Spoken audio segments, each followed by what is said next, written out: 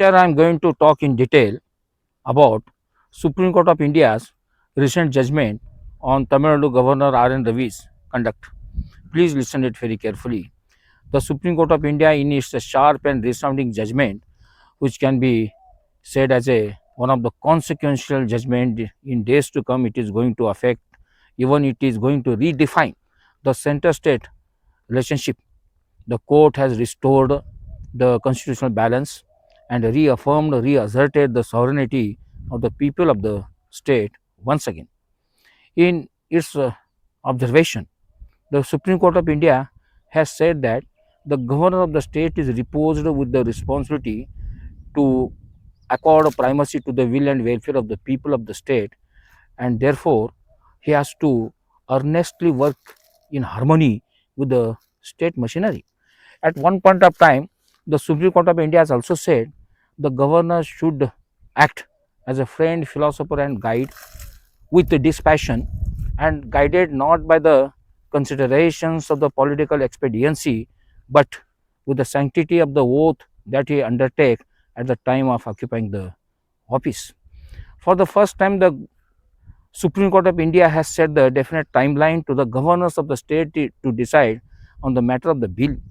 The Supreme Court of India has delineated the role of the governor at the time of the crisis of the dispute. He should act as a harbinger of consensus by he has to resolve the issues with lubricating the machinery of the state governance with his wisdom and sagacity. He is not supposed to bring the state machinery to the halt, but he has to smoothen it. He should act as a catalyst, not the inhibitor. He is a facilitator and not the hindrance to the process of governance, what the Supreme Court of India has said. And it said all his actions must be held by keeping in his mind the dignity of the high constitutional office that he occupies. And at one point of time, the Supreme Court said, how can a non-elected governor can wield effective veto over democratically elected state legislatures? And court therefore clipped the wings of the governor in its historical decision, which happened for the first time in the last 75 years. And at one point of time, the courts also said in the constitutional scheme, or the court said, the constitutional scheme does not make any place for pocket veto or a absolute veto. And it also said the word discretion has been omitted when the article 200 was drafted, which finds its genesis in section 75 of 1935 Government of India's Act. It is a conscious decision meant to strip the governor of its discretionary powers, and therefore now the governor's role is limited to three clear options. Number one, he can grant assent to the bill. Number two, he can withhold assent to the bill. Number three, he can reserve the bill for the president's reference.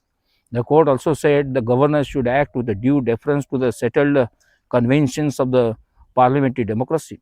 His all acts must be aligned with the basic principles of the parliamentary democracy, what the court said.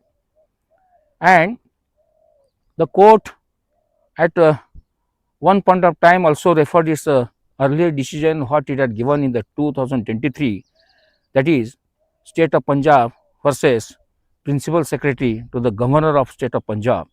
In that decision, the court clearly said that the governor cannot thwart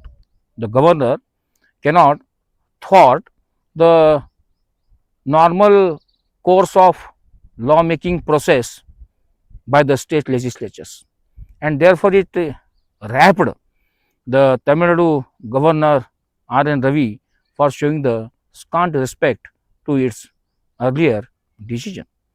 The court also, you might be knowing, invoked the Article 142 through which it derives its inherent powers or the discretionary powers to give the complete justice, and It therefore ordered the bills, the 10 bills on which Mr. Ravi was sitting for indefinite period of time, for unjustified period of time, for inordinate period of time, deemed to have received assent from the date they were represented to the governor R.N. Ravi. This is also very historical decision. Time and again, as you know, the Supreme Court has played very important role in upholding the sovereignty of the people of the country, as well as it has played a very important role in strengthening the federal structure of our country. Honorable Justices J.B. Pardiwala and R. Mahadevan at one point of time also invoked the words of Dr. Babasaheb Ambedkar, the architect of the India's constitution, the father of the chairman of the drafting committee. Once upon a time, what the Dr. Babasaheb Ambedkar had said, that is even applicable to the today's politics. As you know, today's politics has degenerated to the nadir, and many political leaders are taking very irrelevant decisions, and Supreme Court of India has taught them a right lesson and cut them to the size. I will quote what the Dr. Babasaheb Ambedkar once upon a time said. However good a constitution may be, if those who implement it are not good, it proves to be bad. However bad a constitution may be, if those who implement it are good, it proves to be good. I salute to this great Mahamana once again. Thank you. We'll meet again in next lecture.